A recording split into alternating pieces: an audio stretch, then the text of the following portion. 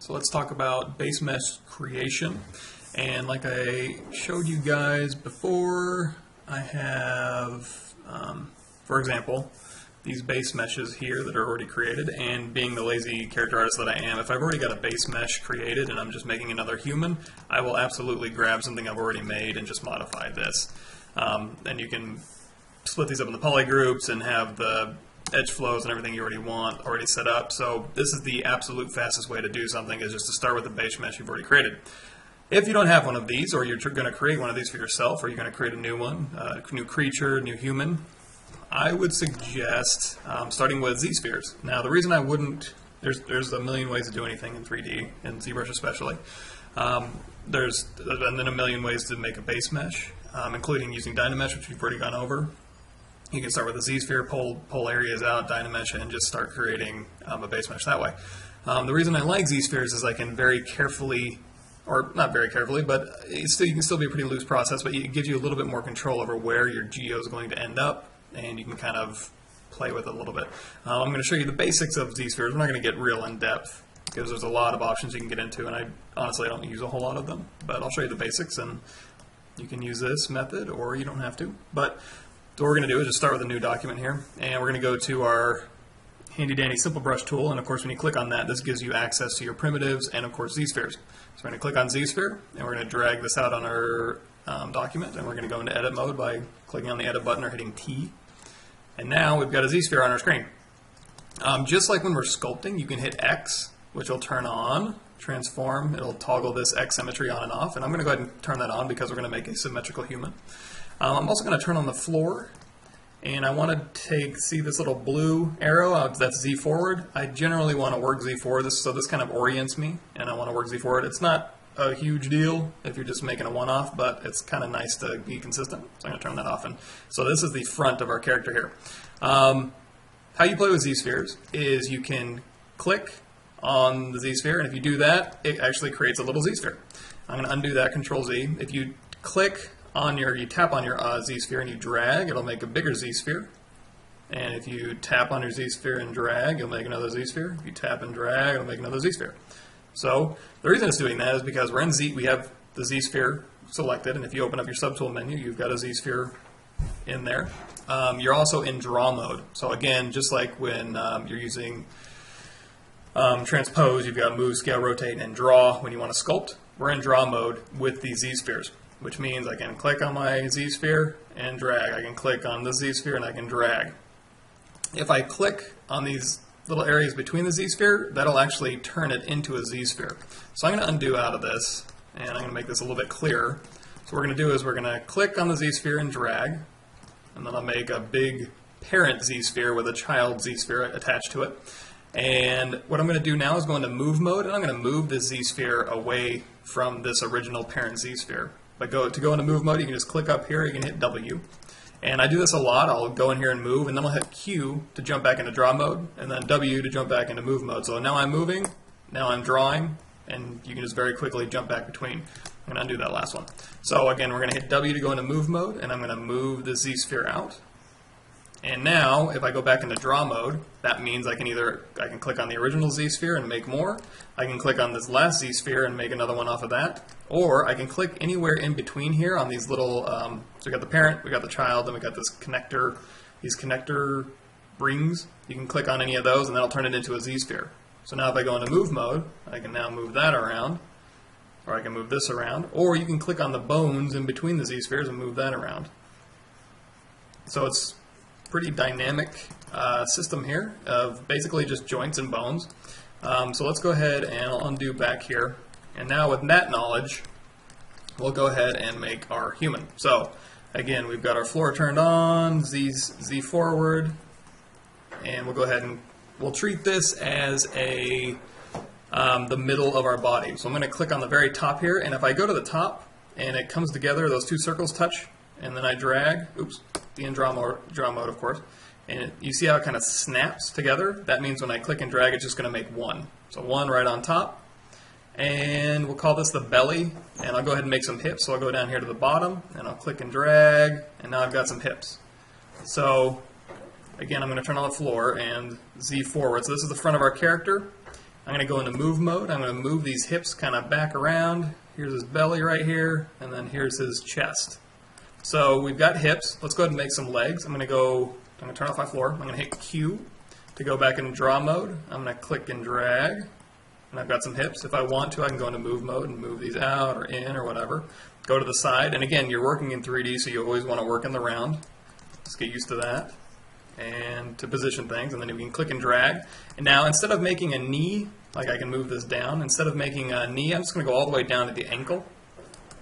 And then I'm going to go back into draw mode, click and drag, use W to move, and I'm going to position these feet. And now I'm going to add a knee, so I'm going to hit Q to draw, and it's going to tap, and here's my knee. So I can go back into move mode with W, and I can kind of position that knee and the heel and the toe. And if you want to, you can kind of just give them a nice, relaxed position here. And just really quickly, I'm going to go back to draw mode, drag out some shoulders. Now, if I want to make another ZSphere exactly as big as the ZSphere I just drew, I can click and drag, and as I'm dragging, hold down Shift, and it'll snap to match the parent ZSphere size. So you can use that to your advantage. So I've got this position now. Let's go ahead and move this down here where the arms will be. And we'll go ahead and add an elbow in here. So I can hit Q, go into draw mode, I can tap. That added a little ZSphere in here that I can now move. Now, his wrists are kind of thick, and as your arm goes down, your shoulder's big, your elbow's kind of skinny, and then your wrist is the skinniest. So we want to make this a little bit smaller. So what I'm going to do is, we do have a scale over here. So again, WER goes between move, scale, and rotate. So if I hit E, that'll go into scale mode, and I can click and drag on this wrist, and that'll scale that down. So if you want to, you can scale your knees up or down, or however you want to do that. Any of these, if his belly's too big, you can scale that down to something a little more normal. And now we've got elbows and hands.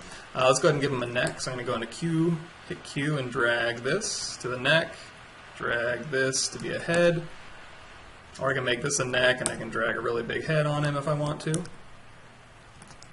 And so now I've got these Z-spheres positioned, and I can go into move mode. I can click on these bones to move it around, or I can click on the Z-sphere and move that around to kind of get what I want. So give him a nice, relaxed pose here. And let's go ahead and add him some real quick fingers. So I'm going to go into Q, and this is probably the trickiest part. It's not that tricky, but we're going to make a thumb here, and I'm going to make kind of a mitten at first to kind of separate, that's the meat of the hand here, and I'm going to give him a little bit of separation here from the thumb.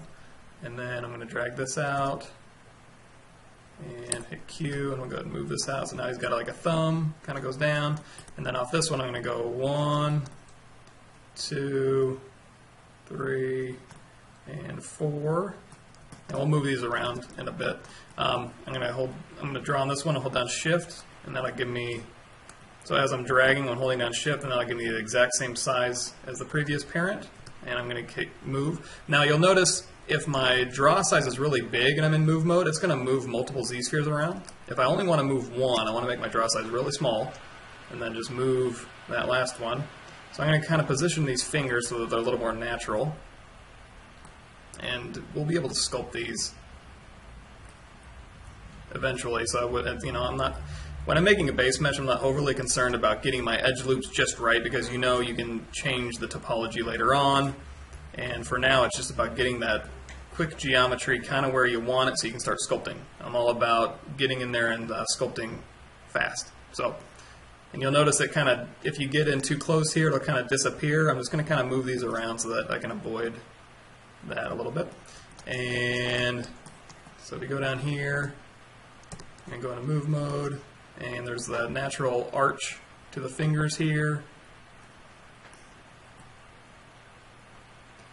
And I'm going to go ahead and, so these are the fingertips here. I can go ahead and scale them down so that, the knuckles are bigger and then the tips of the fingers are smaller. And then as I add these individual knuckles, they'll already be about the right size. So I'm going to go hit Q and then knuckle, knuckle, knuckle, knuckle. If you want to, you can go to the side and kind of pull these up, give it a little bit more of a natural position for these fingers. And we'll go ahead and move this up here. All right, good enough.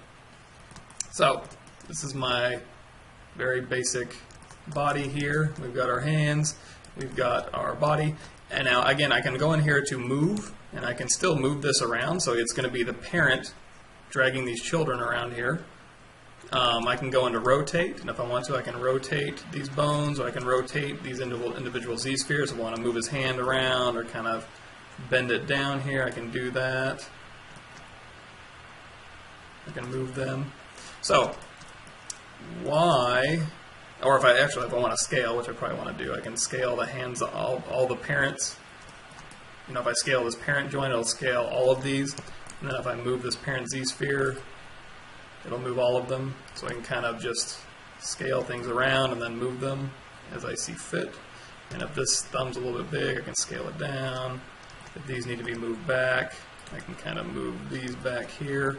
I think you can actually mask and you know, move lots of Z-spheres around like this too. So you can kind of mask Z-spheres out as you work.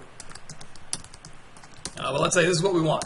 And it's if it's a creature, if it's human or whatever, if you want to add another arm, you can start clicking on here and adding more arms or other weird stuff. All sorts of things that you can do with Z-spheres. So creature work, it's good.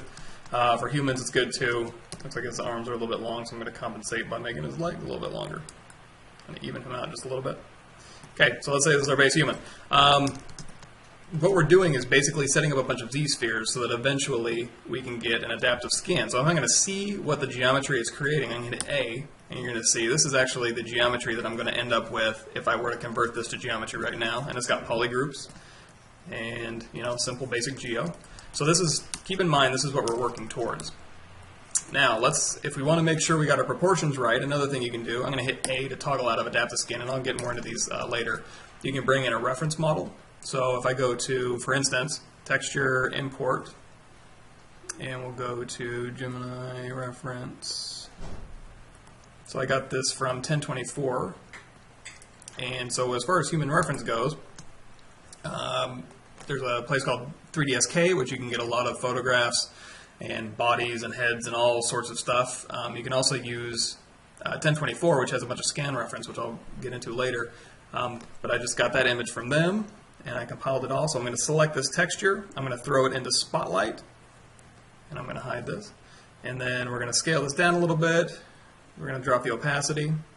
So now, and we'll get into Spotlight a little bit later, more of the specifics. But if you want to, you can actually use this to kind of position your Z-spheres to make sure that your proportions are right. That's awesome.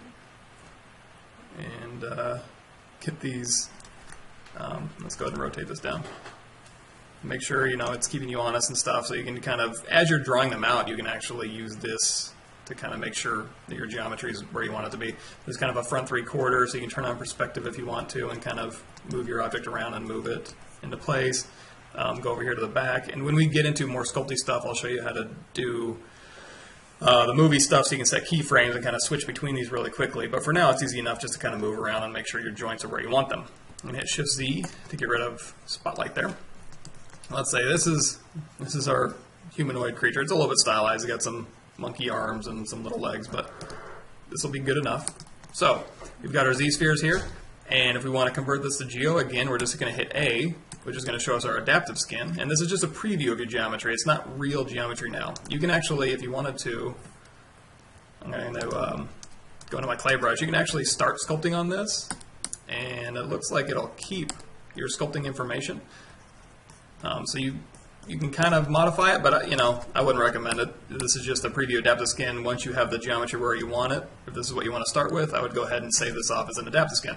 So how do we do that? What I'm going to do is, here's our tool menu. I'm going to click and drag, and we're going to go down here to, so all the Z-sphere stuff we need is down here, and I think we're going to need adaptive skin for now, and then topology, yeah, this stuff we won't need. So just adaptive skin.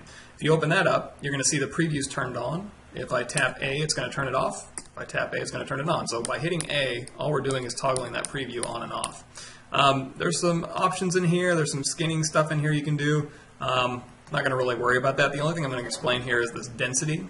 If I hit A right now, the density is at 2. If I drop that down to 1, this is the lowest density mesh. So if this is too low, you know, you can crank that density up to 2 or 3. Probably I wouldn't go past 2. That seems like a pretty good density. If you want to start really basic, you can start here. And just for the hell of it, I'll start here. So I'll change my density to 1. I've got my adaptive skin preview on. Here's my ZSphere. And let's say this is good enough. I want to go ahead and start sculpting on this guy. So I'm going to hit A. And with my adaptive skin open, I'm going to hit this Make Adaptive Skin button. And when I do that, if I go up here to the top, you're going to see I'm still on my ZSphere 1 guy. However, over here, there's a ZSphere 1 skin. So skin ZSphere 1. This is my adaptive skin I just made. So with this guy that I have selected still, if I hit A, I can go back to ZSpheres. If I click this skin ZSphere, if I hit A, it doesn't do anything because he's not a ZSphere. So he doesn't have any ZSphere menu options. So that's good. So we've got our adaptive skin here. One thing you're going to have to do is immediately just hit X, again to toggle on your transform across the X-axis. And now he is just a sculptable mesh. So if you go in here with the clay brush or a smooth brush or whatever, he's just polygons. If I turn on polyframe, these polygons you can sculpt. If you Control-Shift-Click, you can isolate any one of these polygroups, which can come in handy later on. If you want to isolate these out, you can keep them. And that's the basics of using ZSpheres to kind of block in a simple human mesh.